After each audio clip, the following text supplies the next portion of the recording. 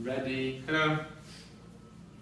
Welcome to my presentation, which will be on Zheng Yi Sao, the Chinese pirate queen.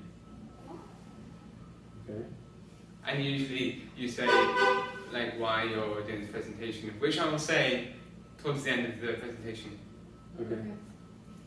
But anyway, this is Zheng Yi Sao. She was born in 1775 in the city of Yishang in South China.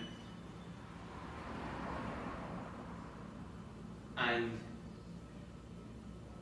she ultimately became the leader of the Pirate Confederation in the South China Sea. And that happened because, or first, before she became a pirate, she was a prostitute in floating villages by the sea, and people live on boats and stuff. And she married a pirate called Zheng Yi, which is very similar to her name, Zheng Yi Sao, because that translates to wife of Zheng Yi. I see.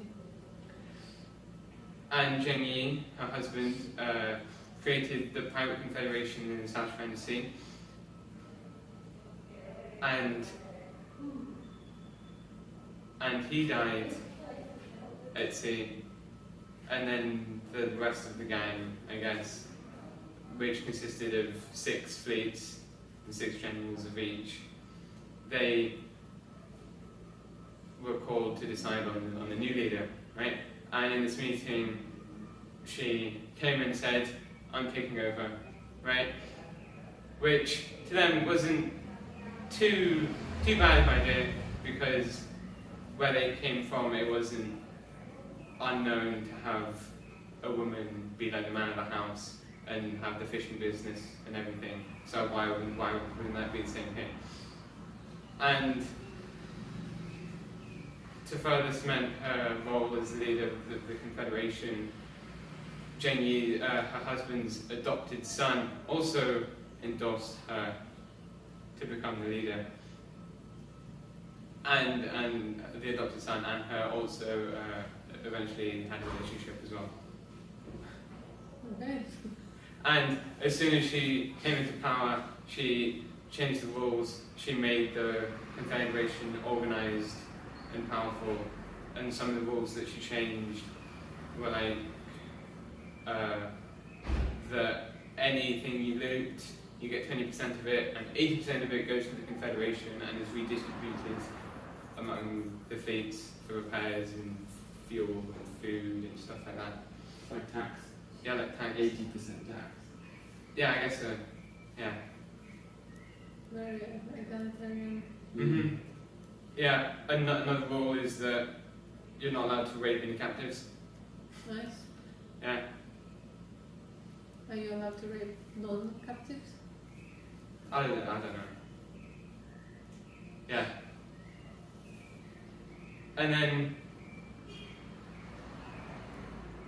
when she becomes comfortable, and after a while, she had some big plans, right? So originally, the Confederation is prioritized on the salt trade, right? But now they've expanded into fishing and opium,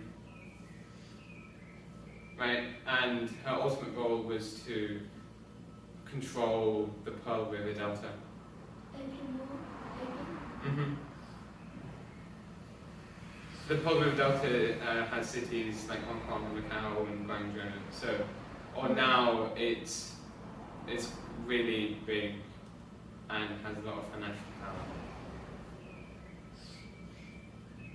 Yeah, and her plan to do this, right, is she got Zheng Bao, her relationship, right, to kind of like lure the China's fleet out of the delta.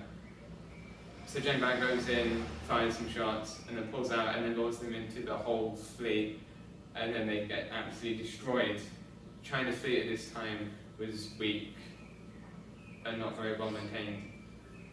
And then she sacked the whole delta for over a year. Sacked? Yeah, What does it mean? like she looted the whole place and threatened villages and burned villages if they didn't give her loot and treasure and stuff. So like a mafia. Yeah, basically. But eventually this causes problems, right? The pirates did eventually kill a provincial commander, and this caught the attention of the emperor, right? So the emperor decided to send loads of fleets and the guy in charge, I suppose name them. Yeah, sent them to deal with the pirates. And to make things worse, they also stole a Portuguese ship from Macau. And while they were in the Pearl River Delta, she and her fleet stopped at Tung Chung Bay. Yeah, this is the map, okay, cool. At Tung Chung Bay, which is here, she stopped to refuel and fix her ships, which is when the Portuguese and the Chinese trapped her there. In response, she called the rest of the fleet, send help, come. And then when the other fleets got there, the Portuguese and the Chinese weren't there, and this is because it was part of their plan, right, to trap her, and then to get the rest of the ships, they moved out of the way, and then they trapped her again, and they were outnumbered. They were stuck in a little bay there. They only had around, was it like 40 ships, I think? Oh yeah, it was seven big ships and numbers of smaller ships. And they were surrounded by 4 Portuguese clone ships, the really big ones with loads of cannons and stuff, and like 100 Chinese board junk boats, and they were trapped there. And the siege lasted for about 9 days. 9 days they absorbed the fire, like the firepower from the oncoming Portuguese and Chinese. And they were waiting for the winds to change, right, so they could escape. And after 9 days, it was when the winds changed, and they got out in the middle of the night through the ships, and only suffered 40 casualties. Whereas on the Portuguese and Chinese side, they lost loads more. Do you know how many? I think they lost like 65 ships or something. So, yeah.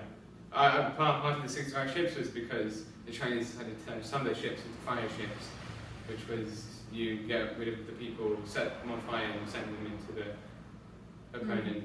But they didn't work. They just kind of pushed them onto the beach, I guess. Yeah.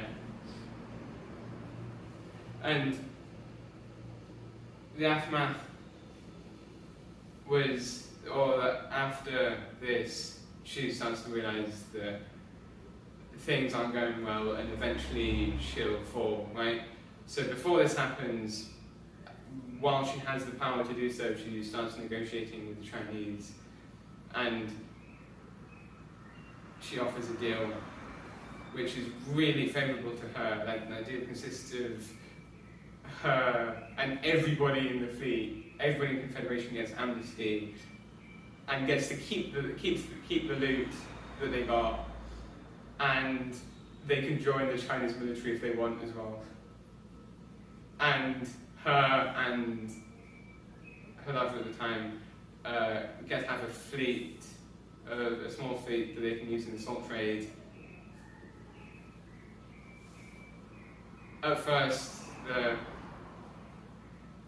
the Chinese want no too big, but of course she threatened to loot everything again, and eventually they signed it. And then after a while she opened up a gambling house, and she died in 1844 in Gongduan, which is in the Pearl River Delta. Mhm. But her legacy is important because it brought up the fact, or it brought up an important point, which was that the Chinese fleet at the time was really weak, right? And they, at the time, didn't really have the power to deal with the pirates, especially without external help, like Portuguese or British, right? And this weakness, I guess, was taken advantage of by the British like 20 years later in the First Opium War. Which is why I chose this as a subject. It's kind of, it's like a prequel to the First Opium War. Yeah. Yeah. So, how old was she when she died? 68, 69.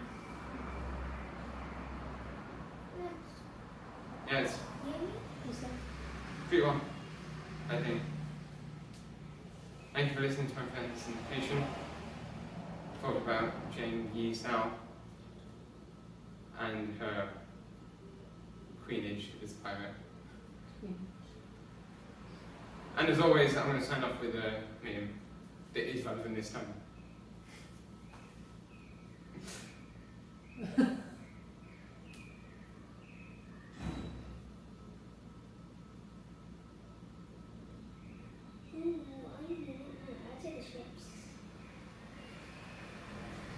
You just told us how the prostitute went.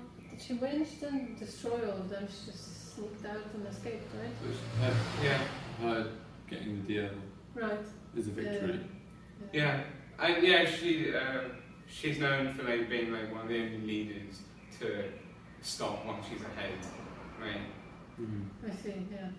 Like Hitler or Stalin, you know, Yeah. they go too far. That's one way to put it. Yeah. Hitler went too far, I think. Okay, Natalia, can you please go first? Critiquing the presentation. I liked it. I thought it was pretty interesting. I wonder whether she is in any way or form used as a kind of feminist inspiration, maybe? Yeah. Because where we come from, having women on ships was not well seen. It was seen as bad luck, I think. But yeah, I liked it. I liked that you tell the story. She had a pretty interesting life. The only critique is, and I can hear myself saying it, I don't notice, yeah, right? And I pause and just don't say and say the next sentence without saying it. Or that's what I tried to do more in this presentation. But I didn't, or after doing this, I didn't realise how hard it was to pick up on me saying and. I think it was good. I enjoyed it. And I like that it's linked to Opium Wars as well. I think it's nice. I like that you said a literal prostitute. I didn't make the meme. Oh, it was Freddy. Yeah. What did you think I made? Yeah, I thought it was Oh, good. wait. Yeah. Done? Yeah. So the meme at the end, maybe you should put it at the beginning. Right. It poses the question and didn't really seem to have a framing device for your presentation. This could have been the framing device. Yeah. As answering the question, who would win? Another critique would be the ands. You started off fairly good, maybe for the first third to a half, what many ands. I noticed you stopping and just carrying on and missing the and. Yeah. Then you kind of, I don't know, got lost in your presentation and they started to come out more. Yeah. And then maybe you got nervous and they come out even more. I don't know. But they presented themselves more at the end. It didn't seem as long and drony as your last one. Perhaps because there were fewer ands. Right. When you put an and after every point, it seems like the sentence goes on forever. The point never ends. Still somewhat drony. More interesting. I think I kept with it more than I did with the last one. Right. So it kept my attention. It was more entertaining. Mm-hmm. Still, do you remember on the last presentation we talked about having kind of like chapters in your Right. presentation? That would have been good. Mm-hmm. Chapterizing it. Yeah. Each slide shows a chapter. Yeah, I think that is my intention going into it. But I could feel that, like, from slide to slide, it was too loose. There wasn't. That this is the next stage in her life, I guess. It was just an ad. Okay, and too much writing per slide still. Right. 4 words maximum Per slide. per bullet point. Right, okay. Even if that seems a bit extreme, just try it. Just Right. push that limit. So I think it will refine your skill Okay. more. And it seems like the slides, most of them are only there for your own talking notes, not really for us. Right. Kind of what I'm getting. Is that true? A bit. Yeah. So I'm trying to do a presentation without notebook. So you start up and say. No, so what I'm doing, right, is that this is also carrying the role of being my script, right? Yeah. So if there's anything I missed, I can do it. Yeah. It did seem like you knew less of this presentation than you knew of the last one. Right. I don't seem to remember you in the last one checking on the screen so much. Right. Looking at it as it noticed. Oh yeah, we recorded it. Malachi, come over here and tell Cindy your feedback. I said it as well, same as last time. What did you say? You guys said it as well, same as last Oh, time. I see. Not all of it. So you but have nothing to add? Or you do have? you said all of it, but not the entire thing you said, wasn't it? It was like in different spots of what you said. That was what it was. Okay.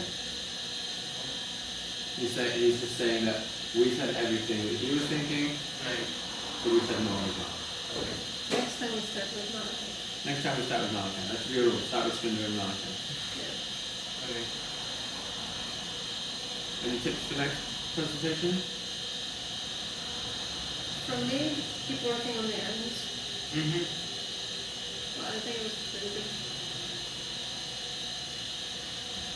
For me, yeah, chapter, / bookmark, the whole thing, bookend the whole thing. Set the theme for your presentation. So we know the topic, but set the theme. Like, for instance, this means food, women. Right, yeah. And make your next presentation under 2 minutes. Force yourself to be entertaining, Okay. because I think you can go further. Okay. It's a good one. Any tips for next presentation, Malachi? No. Okay, so do the No. pass-fail thing. Malachi, Pass. Natalia, Pass. Joshua. Pass. Pass on the basis that it was a little less drony and like kept in there to the end to be Right. more entertaining. Cool. Okay, so you get the camera.